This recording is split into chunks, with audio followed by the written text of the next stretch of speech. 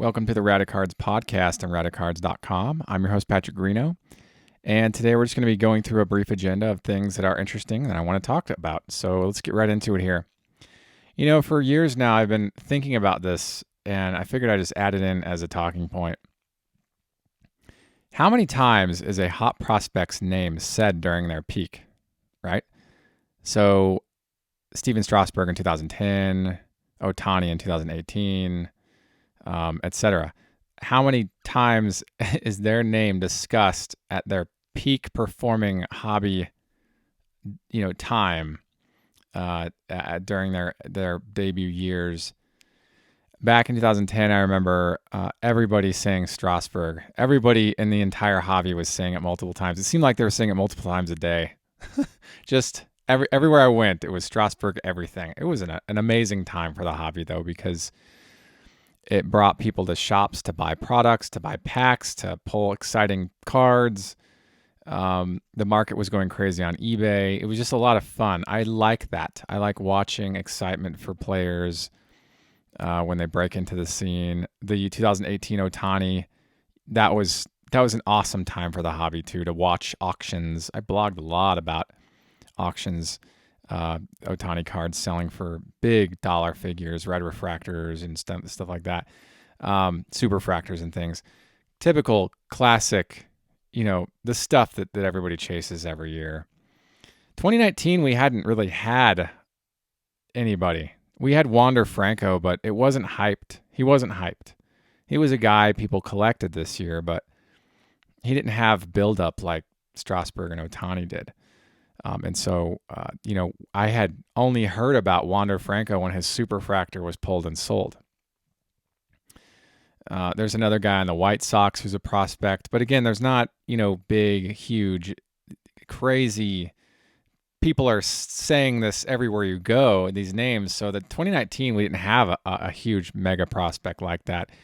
And, before Ohtani, I don't remember hype like that since Strasburg. Granted, we had Harper in 2012 and we had Chris Bryant in 2015, but I don't think that the hobby had experienced anything before Ohtani like the Ohtani hype since Strasburg.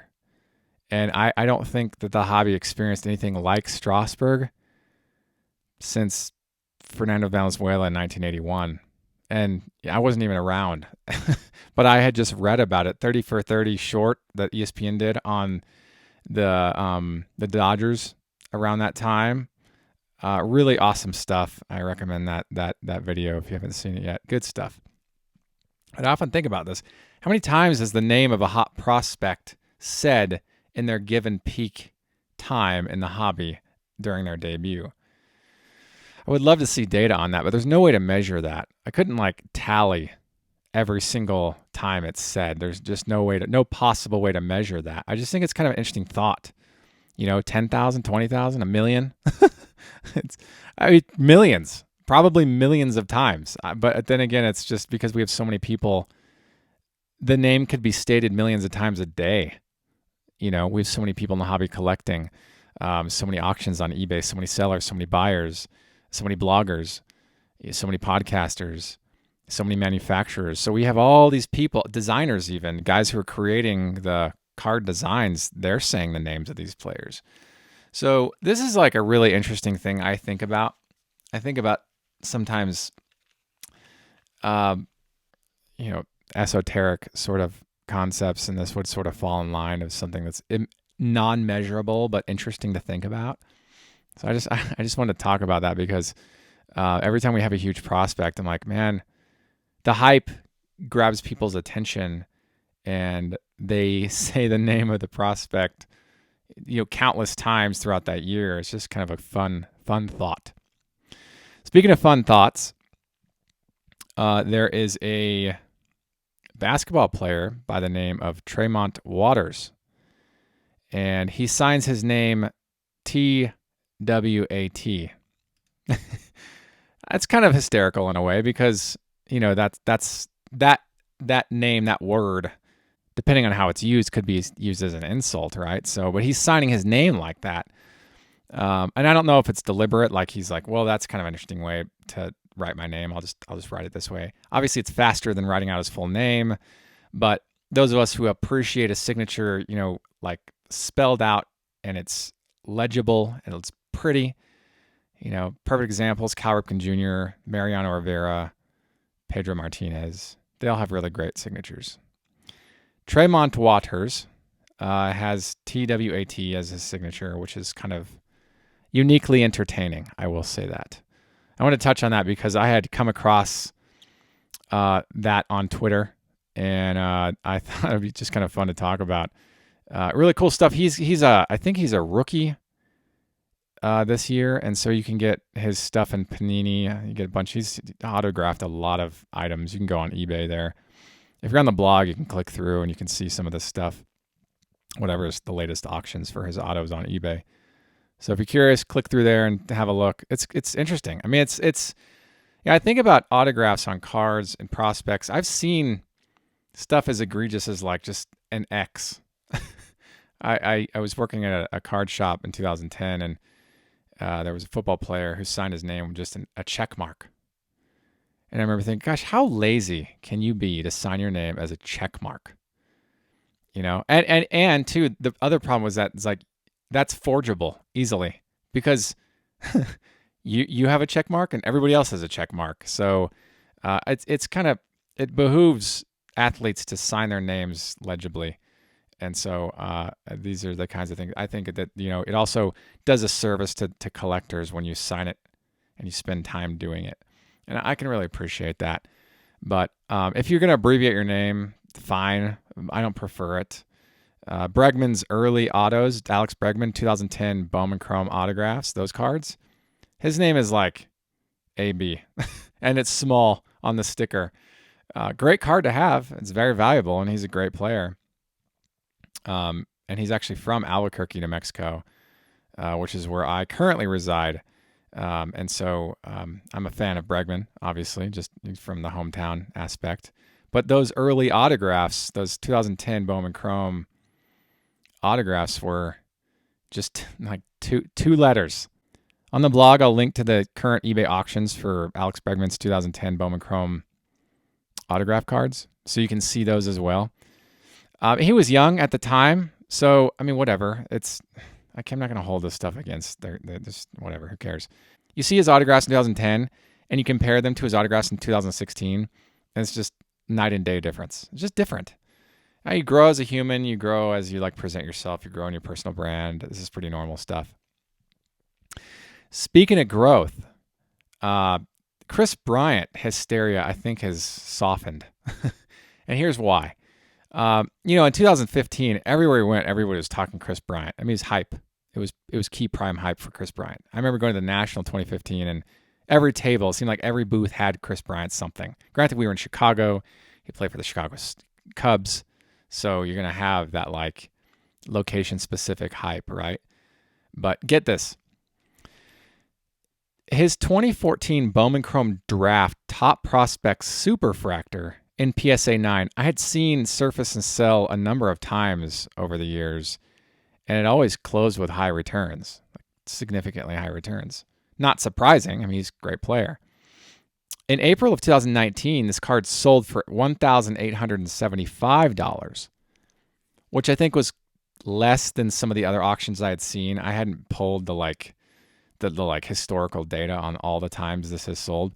But that is at least one instance we're going to compare with the current instance. So that was April of 2019. That was this year. Recent sale. That same card surfaced again and sold in October 24th, this month, just a couple of days ago. 2019, 5 bids, and get this, $417.60. $417. Down from $1,800, almost $1,900. Just 6 months ago. So, I think it's not an autographed card. It's got a classic shot of Chris Bryant. It's a good card to have. He had a couple of Superfractors before 2015. This was one of them. And so the question then becomes, is this a deal, or is it just the current market for the card? See, This is, to me, this is the current market for the card. Not really a deal at all. It's just where the card value is currently. It's just where it is. It's just someone paid current market for the card, right? 15 bids at 400 and change. I mean, it's just like, it would be a deal if it was a buy it now at 400 and the card still had a valuation of 1875.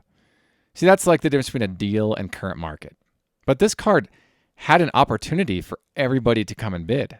It was available. It had, ran auction style and just ran its course. People bid on it. It's a one of one. You can't compare sales of the same one of one because it's the same card. Well, you can compare sales of the same one of one, but you can't say that, that the market didn't speak when it's run auction style, right? You can compare sales over the course of its various times it's surfaced. But you can't create an average over a week span of time of those sales. So, for example, I can create an average of sale prices for like 85 Fleer Kirby Puckett PSA 9, let's just say. Those sell every day of the week forever. So I can pick a span of time, like a week, this block, from here to here, 7 days, let's say, or whatever time frequency of that, whatever span that is. And you can compare the sales and pick out, okay, on average, this sells for, whatever, $30 or whatever it is. Right? This card, you can't really do that with Superfractors because they have their print run is one. So you can compare the sales that existed previously whenever those sold, but if they're too far in the distant past, it's difficult to do. You can't say, well, this card sold 6 months ago for $1875. It must be worth $1875. Well, markets change almost day to day, really. And so 6 months ago may as well be an eternity ago. Right? You now list it again and see where the market is presently. A lot can happen in 6 months. And the current market for this card, this Chris Bryant, 2014 Bowman Chrome Draft Top Prospects, man, that's a mouthful. Superfractor PSA 9 closed at $417. Great. I think it's a great price for the card, but I wouldn't consider it a deal because it had an opportunity for anyone to bid. But if I was in the market for it and I thought, I had an extra couple, whatever, $100 available just to kind of throw out that way, this would have been a good ad. It's a great ad to any collection. I'll say that. It's a great addition to any collection. It's a good solid card of a great player. And that to me, if you want to qualify deals as great additions, then yeah, it was a good deal. It was a great ad. But the buyer paid market on the card. Now, the question then becomes, if it surfaced again, would it return a similar return value? Or would it be closer to $1875? See, I think we're down closer to the 500 mark now. $400 to $500, right in there. But I just want to talk about that because that's a significant difference in price in just 6 months. Speaking of interesting cards, and I blogged about this, so you're welcome to go to radicards.com and search for this blog post. Just type in Reggie Jackson in the search bar there. Some of you might know this. For those who don't, here's a little backstory. Reggie Jackson was traded from the Oakland Athletics to the Baltimore Orioles in April of 1976 and appeared in just 134 games with the franchise that year. Topps initially planned to produce the 1977 Topps issue depicting Reggie Jackson in a Baltimore Orioles uniform. However, Reggie Jackson signed with the New York Yankees as a free agent late in the 1976 season. Topps then responded by doing a quick image swap to feature Reggie Jackson wearing a New York Yankees uniform on the issued 1977 Topps card we've all come to know. Okay, knowing that, Topps did produce an example or a very small amount of examples of the 1977 Topps card depicting Reggie Jackson in an Orioles uniform. Okay, it's speculated that the number of proofs, these are proofs because they're blank back cards and they're basically hand cut off the sheet. Okay, it's speculated that the number of proofs of this card doesn't exceed single-digit quantity.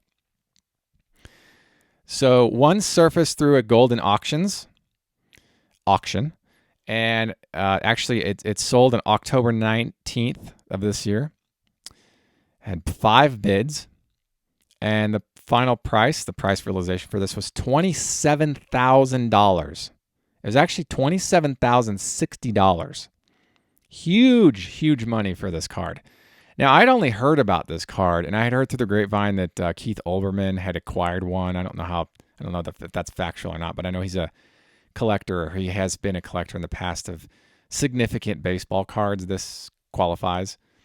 And so this was the first time I'd actually seen an example of this card. So I blogged about it. You can go to Radicards.com, type in Reggie Jackson in the search bar, and you'll see you'll find the article there. Really interesting stuff. You can see this. You can see the image of the card. Now, I had expected this to be a big